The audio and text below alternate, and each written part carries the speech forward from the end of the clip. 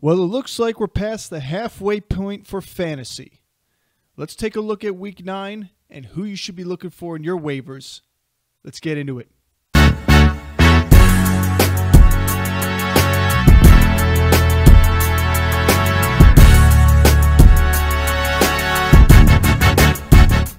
And welcome back to the Standard Fantasy Football Podcast. I'm your host, Jono.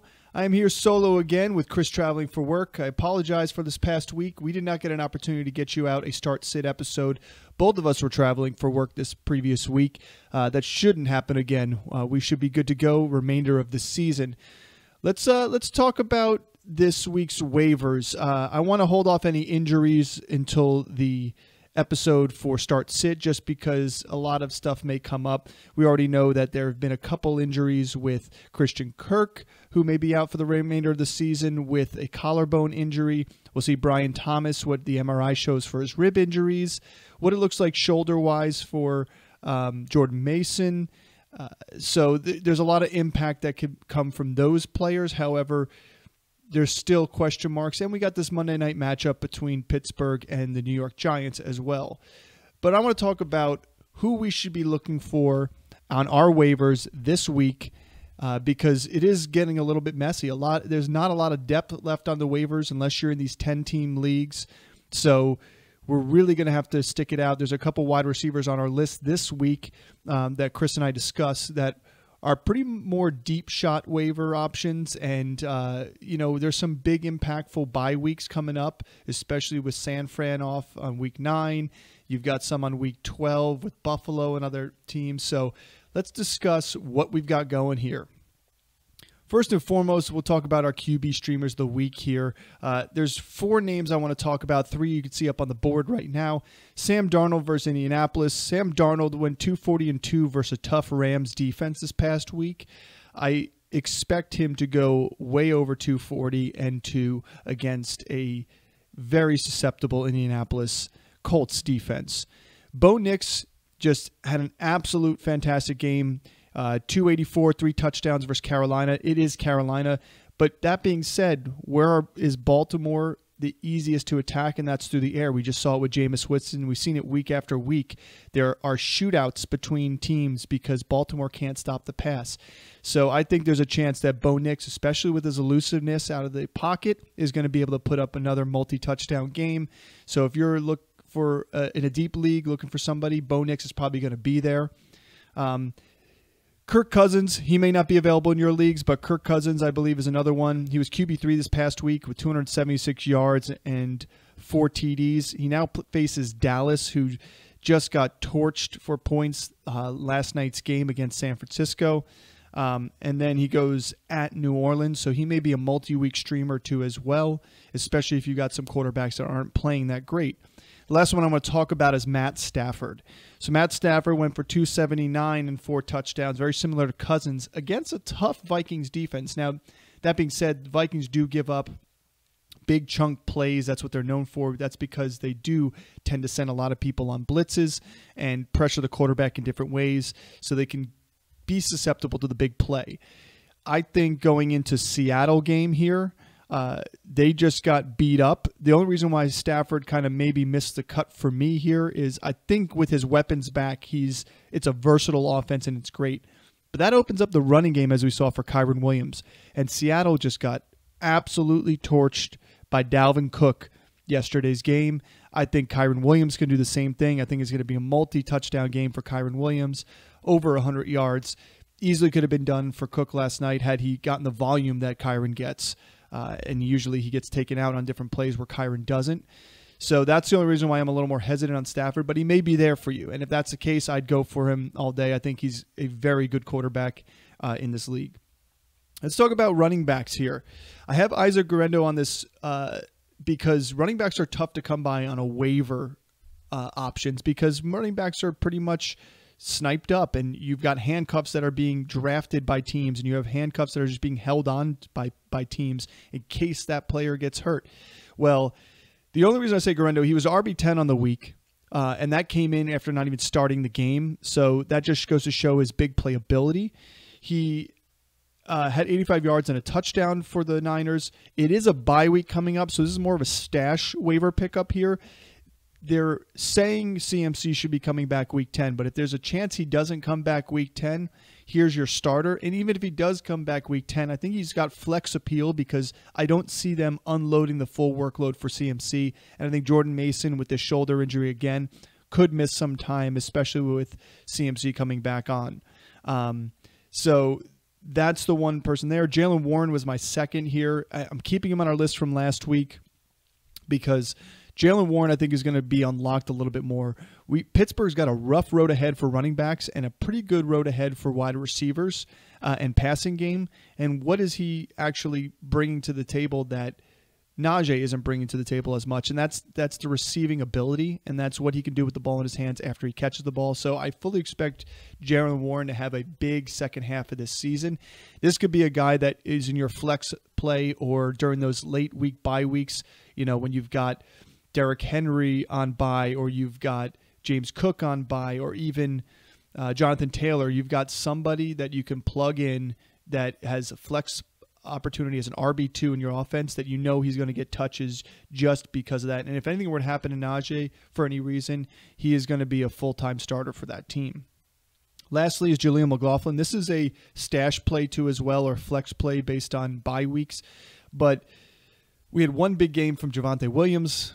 Unfortunately, it happened to be against me. Luckily, I pulled out the victory last week. But this past week, Jaleel McLaughlin reached the end zone. He's only getting about 30% of the snaps on this offense right now, so it's not a high opportunity. But let's just say he was able to get 5.8 yards per carry in yesterday's game. He had 8.7 yards per carry in the week before. He's getting his receptions. He had his touchdown from the receiving game this past week. I just think this offense is more versatile when he's cooking a little bit and when you get him going. So I expect maybe his snap share to go up from the 30% to the 40% because they need some spark back there. If it's not working for Javonte, I expect them to pivot at times to go to McLaughlin. Moving on to wide receivers. Here's where we get a little bit interesting. One of our guys here is Khalif Raymond. Before we jump into him, I really just want to talk about Tillman and Bateman, two guys we have already mentioned in previous waiver episodes that already should have been picked up if you've been listening to us.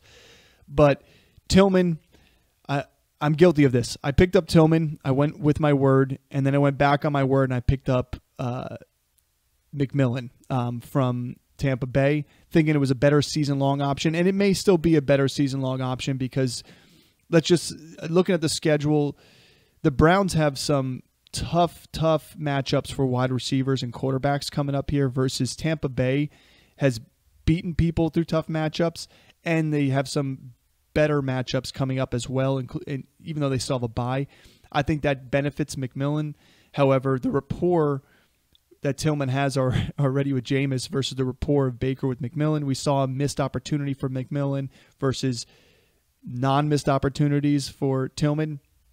Tillman should be owned. He should be used. He's a flex play, and on bye weeks as a wide receiver 2 for you. He's got the upside to be a top 15, top 10 guy if he hits those home runs like we saw, and we know Jameis is going to be throwing the ball up there.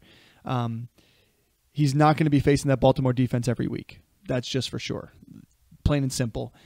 Bateman, we know, has a place in this offense, has a role in this offense. Yes, Zay Flowers is going to have his 100-yard games. He's not finding the end zone that often. What Bateman brings to the table is this deep threat ability, and Lamar's going to take the chances because teams are going to be worried about Derrick Henry more often and the underneath with Zay Flowers. It's going to open one-on-one opportunities, and Lamar's taking the chances this year downfield, which I like. So, yeah, there was only one catch, I believe, on 4 targets this past week. It was a 20-something yard catch for Rashad Bateman, and we've seen those chunk plays are big for the offense. They're going to take the shots downfield. There's going to be chances and opportunities.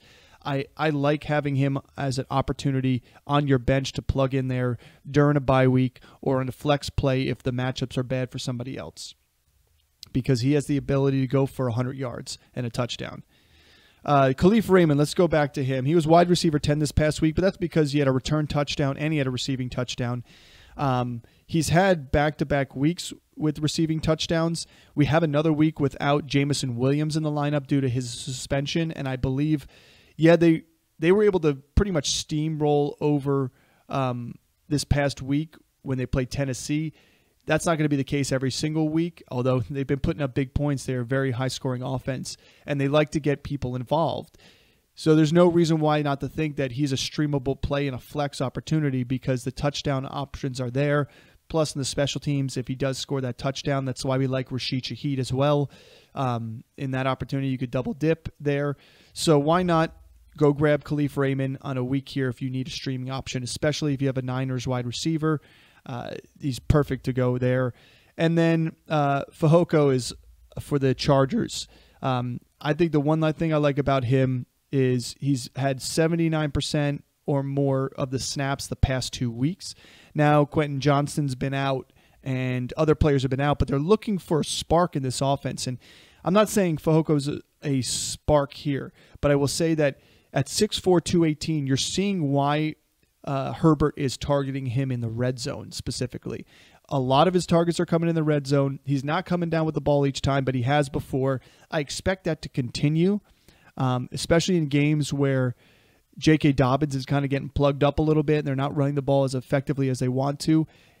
Herbert's been passing the ball really well the past 2 weeks, and I expect that to continue. Now he's getting more comfortable with this offense, and you want a big body inside that area. If they don't go out and get Mike Williams to bring back to this offense or anything, I think Fehoko can have a roll down the field and a roll down the rest of the stretch here for the Chargers in the red zone and in end zone opportunities. So continue to watch that there. That's a stash play here in this waiver option. If you're pretty comfortable with the rest of your lineup and all these guys are picked apart that we've already been talking about, Fehoko is a deep sleeper, a deep stretch hold on, because if he starts becoming a favorite in the end zone for Justin Herbert in opportunities, we know they can get the ball down the field in their running game. So that's something you really want to look out for.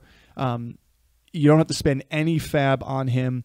I would not use your waiver priority. If you got in a league that doesn't have fab and it's waiver priority, don't use it on Fehoko. Try and get one of these other guys that we talked about. I wouldn't use it on Khalif Raymond either because you don't want to lose that value.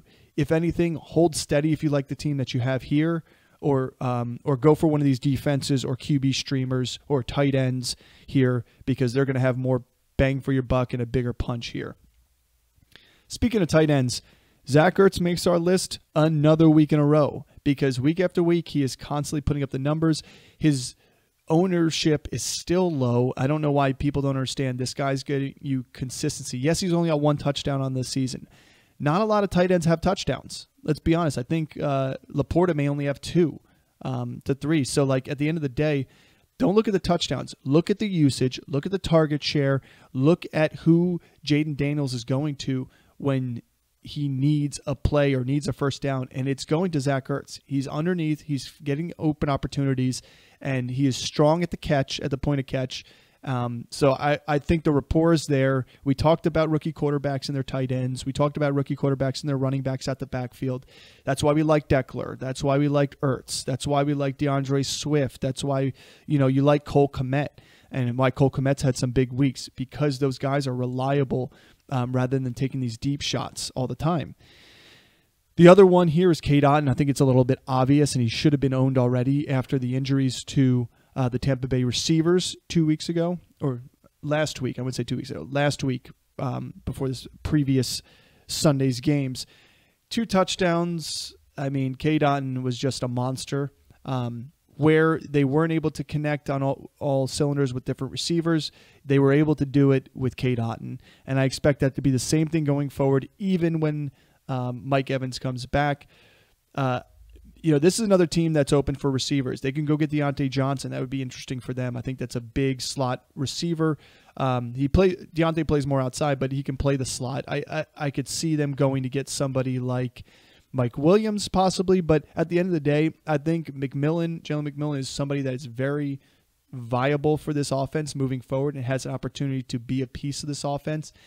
And yes, he's a rookie, and he didn't have opportunities until now. I think that's going to change. Not everyone can be the Malik Neighbors, Marvin Harrison Jr.'s coming out like at the cannon right off the season. But McMillan has opportunities. We saw him play really well out of the slot at Washington with having Polk on the outside and Odunze at the outside. Maybe they start to flirt with the idea of bringing him more into the slot opportunities here and taking over that Godwin role, knowing that also you can have Sterling Shepard on the outside. But more to come to see with that. Again, Otton, I think, is going to be a definite plug-and-play every week tight end for this offense. Lastly, let's talk about defenses here. There's 3 defenses that I'll mention. 2 I'm really excited about, and that's Bengals versus the Raiders. I mean, the Raiders offense was able to move the ball here and there. The Bengals offense, really, I mean, you had Saquon every week is tough to do. You see they bottled Saquon up, and then by the end of the game, because they take him out and they rest him here and there, he is like shot out of a cannon on some of these runs, 35 chunk play, 20-yard chunk play, and next thing you know, he amasses 100 yards against you on the ground, gets in the end zone once or twice, hopefully. Jalen Hurts was able to move the ball effectively through the air. He didn't have to do too much on scrambling. He actually had probably his best game of his season so far. I think the Bengals bounce back. It's a must-win game for them here on out. So I think they tighten up a little bit on defense. And the Raiders are just giving up sacks left and right, interceptions left and right, fumbling. They just are not a good offense here. And I expect the Bengals to take one back here on their road back to get to 500. And then I like the Commanders of the Giants. If anything, the trend for the Commanders defense and the way they've been rallying to the ball and they've been able to create opportunities is going to happen here. And we know the New York Giants offense, we'll see. There's a short leash for Daniel Jones in tonight's game versus Steelers. If he gets yanked, I wouldn't be surprised if they start Drew Lock next week against the Commanders if they don't go pick somebody else up. So that being said, we know Drew Lock, what he can do. We've seen him have a good game in Seattle. We've seen him have terrible games in other places in Denver. So I think that just lends better to the Commanders coming out there and taking charge on defense and just running with that game. That being said, the Giants are never out because their defense is pretty good. But when you can't put up points up on the board like they did this past week against the Eagles, you're not going to be able to do it against Jaden Daniels and this Commanders offense, who seems to be able to drive down the field. Whether they kick field goals or score touchdowns, they're putting points on the board. And then the other one is New Orleans Saints, the Saints defense here. I believe it's Saints New England. Let me just double check that before I correct myself. Saints defense, against Carolina, not New England. Carolina. Carolina's got just a tough offense to battle, especially, Bryce Young is looking better than he did, and I think that's part due, take a step back, pressure's off of him now. Andy Dalton had the car accident with I think thumb sprain or hand sprain, so we'll see if he comes back next week. But if they're going to keep Bryce Young out there, there's just opportunities for the Saints defense. And regardless of who they're playing, the Saints are always a decent defense to play. You have good defensive line. You have decent defensive backfield and good linebackers. Yes, they haven't been winning a ton of games and they haven't put a ton of points on the board, but they're always good for opportunities. So that's another one, too, if Bengals and Commanders are already sniped up in your leagues. So that's the end of my waiver episode. It is a short, quick one, but that's fine. We just got to get the information to you as soon as possible. So feel free here, as we always say, like, subscribe, hit that notification, ring that bell so you get all the drops. We will be bringing you a start sit. It will be more of a quick fire start sit than what you're used to because I'm going to be by myself, and you don't want to listen to me for an hour talk about everything. So I'll be giving you my buckshot of who I like, who I don't like in the matchups. And if you have any matchup questions, we always say leave a comment. Let us know what your tough decisions are. And the biggest thing coming here is we got trades trade deadlines coming up in your fantasy leagues. There are trade deadlines for the NFL as well. 1 week from now, they will be up and no longer be able to happen. So if you have questions about trades, find us on Instagram, find us on YouTube, leave us a comment, direct message us on Instagram. We'll be happy to get back to you guys with our thoughts on the trades. Because right now, if you are in the winner's circle and leading your leagues, you need to figure out what you need to do to give yourself the best opportunity to win in the playoffs. If it means getting rid of a running back who's playing really well right now because their playoff schedule is terrible, and you can get a running back that is a good schedule that hasn't been playing as well, and also another piece in your offense, let's go do it. If you have guys that are doing bad or doing well right now, but have or doing bad right now, but are going to have a good playoff run, and you're wondering if you should trade them, we'll let you know to hold steady on them because there's better things to come in the future for that player. So send us your thoughts, like, subscribe, send your channel out to your leagues, send them out to your friends and family. Continue to grow this channel, continue to interact with us. We love to have this community. We want to continue to grow with you guys so that moving forward we can bring even more content to you on a regular basis. Thanks for tuning in, and as always, see you next time.